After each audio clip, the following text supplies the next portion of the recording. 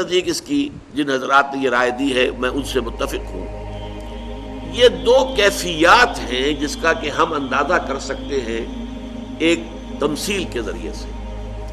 فرض کیجئے کہیں کسی بس کا ایکسیڈنٹ ہو گیا، آپ گاڑی میں سفر کرتے جا رہے تھے، آپ رکے، دیکھا، آپ نے دیکھا کہ ایک ماں ایک بچہ، ماں فوت ہو گئی ہے، مر گئی ہے، اور شیر خوار بچہ جو ہے وہ اس کی چھاتی سے چمٹا ہوا رو رہا ہے، باپ یا کوئی اور رشتہ دار ہے ہی نہیں، اس عورت کی آئیڈینٹیفیکیشن بھی نہیں ہو رہی۔ کون انسان ہوگا کہ جس کے دل میں رحمت کا ایک ٹھاٹھے مارتا ہوا سمندر پیدا نہیں ہو جائے گا؟ یہ بچہ جو رہ گیا ہے بالکل بے آسرا، اس کا کوئی سہارا نہیں رہا، میں اس کی سرپرستی قبول کر لوں، میں اسے لے لوں، میں اسے پروان چڑھاؤں، اس کی کفالت کا ذمہ میں لے لوں۔ یہ ہے جوش، آپ کے اندر رحمت کا، رحمانیت والا جوش پیدا ہوا۔ آپ نے کہا یہ بچہ بھائی میں اس کی پرورش میں دیتا ہوں، اپنے ذمہ دیتا ہوں، اس لیے کہ اس کی کیفیت کو دیکھ کر آپ کے اندر وہ جوش پیدا ہوا آپ کی رحمت میں۔ لیکن عین ممکن ہے کچھ ہی دنوں کے بعد آپ پچھتائیں، یہ میں کیا کر بیٹھا، میرے اپنے بچے اتنے تھے، پہلے اتنا بوجھ تھا، ایک اور بوجھ میں نے لے لیا ہے۔ چونکہ ہمارے ہاں وہ جوش تو ہے، دوام نہیں ہے۔ اب اللہ تعالیٰ کی صفت رحمت کیا ہے؟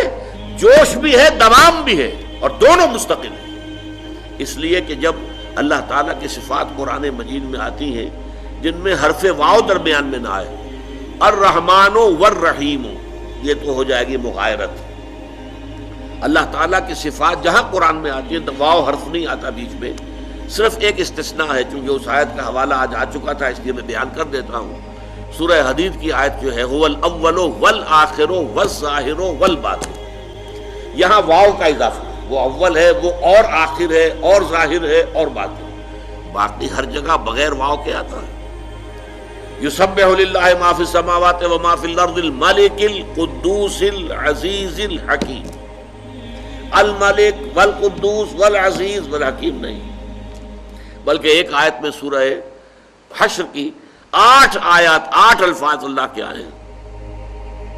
الملک القدوس السلام المومن المہیمن العزیز الجبار المتکبر، 8 اسماء، کہیں حرف واو نہیں آیا۔ اس لیے کہ اللہ تعالیٰ کی یہ تمام صفات اس کی ذات میں بیک وقت موجود ہے۔ واو ڈالیں گے تو اس میں فصل ہو جائے گا، اور فصل جو ہے ذات باری تعالیٰ کی صفات کے اندر صحیح نہیں ہے۔ اللہ کی تمام صفات اس کی ذات میں بیک وقت موجود، تو اس کی ذات میں رحمت خداوندی جو ہے وہ شان رحمانیت کے ساتھ اور شان رحیمیت کے ساتھ بیک وقت موجود ہے۔ اور اب میں آخری بات عرض کر رہا ہوں، یہ شان رحیمی اور رحمانیت اللہ تعالیٰ کے ناموں میں سب سے زیادہ پیارے نام ہمارے لیے کیوں ہیں؟ حضور نے فرمایا صلی اللہ علیہ وسلم، کوئی شخص محض اپنے اعمال کی بنیاد پر جنت میں نہیں جا سکے گا جب تک کہ رحمت خداوندی دستگیری نہ کرے۔ کسی صحابی نے، واقعہ یہ ہے کہ بڑی جرأت کی، ہمت کی، ڈرتے ڈرتے پوچھ لیا کیا حضور آپ بھی؟ فرمایا ہاں میں بھی۔ ولا انا الا ان يتغمدني ربي برحمة منه وفضل، میں بھی بغیر اس کے کہ اللہ تعالیٰ اپنی رحمت اور فضل و کرم سے مجھے ڈھانپ لے جنت میں داخل نہیں ہو سکتا۔ تو ہمارے لیے سب سے بڑی ضرورت کیا ہے؟ اللہ کی رحمت۔ یہی وجہ ہے سورہ رحمان، الرحمن علم القرآن، جو عروس القرآن جسے کہا ہے حضور نے، سورہ رحمان کو حضور نے فرمایا سورۃ الرحمان عروس القرآن۔ یہ سورۃ الرحمان جو ہے یہ قرآن کی دلہن ہے۔ کس قدر خوبصورت الفاظ، کس قدر جو ہے صوتی آہنگ، اس کا ملکوتی غنا، اس کی اپنی ایک جو ہے وہ میوزک، اس کا سمجھیے غنا موسیقی ہے۔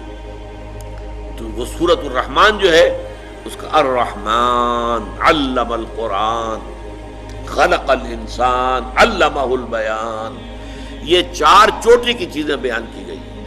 اللہ کے نام میں چوٹی کا نام الرحمن، اللہ نے جو کچھ سکھایا انسان کو اس میں چوٹی کا علم، علم القرآن، اللہ نے جو کچھ تخلیق فرمایا اس میں چوٹی کی تخلیق، کلائمیکس، خلق الانسان، اور انسان کو جو صلاحیتیں عطا فرمائیں ان میں چوٹی کی صلاحیت علمہ البیان، اسے بیان کی صلاحیت عطا فرمائی۔ یہ ہے 3 اللہ تعالیٰ کے اسماء الحسنیٰ جو قرآن میں بار بار آتے ہیں، بار بار آتے ہیں۔ الرحمن الرحیم تو ایک جوڑے کی شکل میں بہت مرتبہ قرآن مجید میں وارد ہوئے ہیں۔ تو یہ تینوں کے بارے میں آج میں نے چاہا کہ قدر تفصیل سے آپ کے سامنے بیان کر دوں۔ ظاہر بات ہے کہ ہمارے درس کے دوران یہ آئیں گے تکرار کے ساتھ، لیکن یہ کہ ہر موقع پر اس کی یہ وضاحت